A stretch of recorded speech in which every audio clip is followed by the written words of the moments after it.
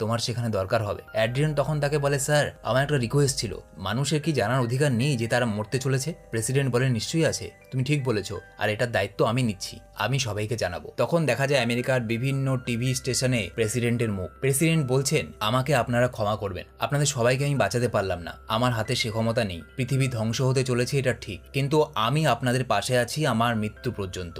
এদিকে পরের সিনে দেখা যায় জ্যাকসন বলে যে তার হাতে যে ম্যাপটা আছে সেখানে লোকেশন দেওয়া আছে চায়না, অর্থাৎ চীনেই সেই বড় বড় জাহাজগুলো তৈরি করা হয়েছে। চায়না যাওয়ার জন্য আমাদের একটা বড় প্লেন চাই, এই ছোট প্লেনের মধ্যে অত পেট্রোল ধরবে না, সুতরাং আমরা এই প্লেনটাতে করে কিছুতেই চায়নায় যেতে পারবো না। তারা ক্যালিফোর্নিয়া এয়ারপোর্টে ল্যান্ড করে এবং সেখানে জ্যাকসনের বস ইউরি দাঁড়িয়েছিল তার বিশাল বড় একটা প্লেন নিয়ে। তারা সেখান থেকে যেতে পারছিল না কারণ তাদের কো পাইলট আসেনি, আর অত বড় প্লেন একটা পাইলটের পক্ষে চালানো সম্ভব না, একজন কো পাইলটের দরকার হয়। এখানে গিয়ে জ্যাকসন বলে যে আমাদের সঙ্গে একজন আছে যে কিনা প্লেন চালাতে পারে। গর্ডন বলে, না আমি একবারই ভুল করেছি, আমি কিন্তু আর চালাতে পারবো না। সে বলে, না ও চালাতে পারে, ও মিথ্যে কথা বলছে। তাকে জোর জবরদস্তি প্লেনে তুলে নেওয়া হয়। এবার চায়না যাওয়ার জন্য সেই বড় প্লেনটা রওনা হয়। প্লেনের ভেতরে আছে প্লেনের পাইলট, সেকেন্ড কো পাইলট হিসেবে আছে গর্ডন, এছাড়া রয়েছে জ্যাকসন, জ্যাকসনের প্রাক্তন স্ত্রী কেট, তার দুই ছেলে মেয়ে ইউরি, ইউরির দুই ছেলে এবং ইউরির গার্লফ্রেন্ড। প্লেন চলতে লাগলো এবং প্লেন ওখান থেকে টেক অফ করার সাথে সাথে সেখানেও শুরু হয়ে গেল বিনাশ।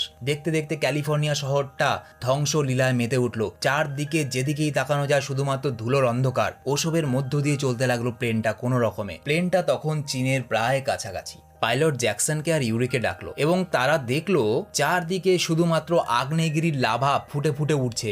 যত দূর চোখ যায় সম্পূর্ণ দিকটা লাল আর হলুদ রং হয়ে আছে।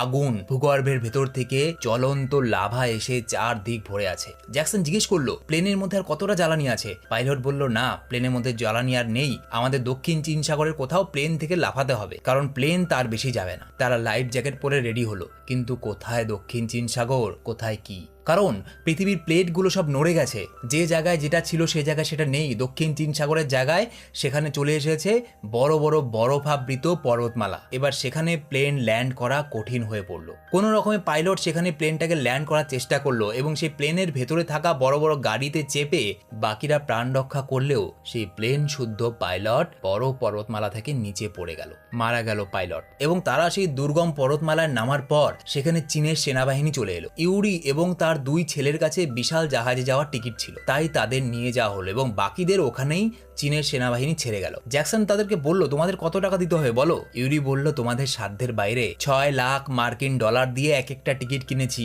তোমাদের অত টাকা নেই, তোমরা এখানেই মরবে, কিন্তু আমি তো আমার দুই ছেলের সঙ্গে জাহাজে করে যাব, আমরা বেঁচে যাব। তারা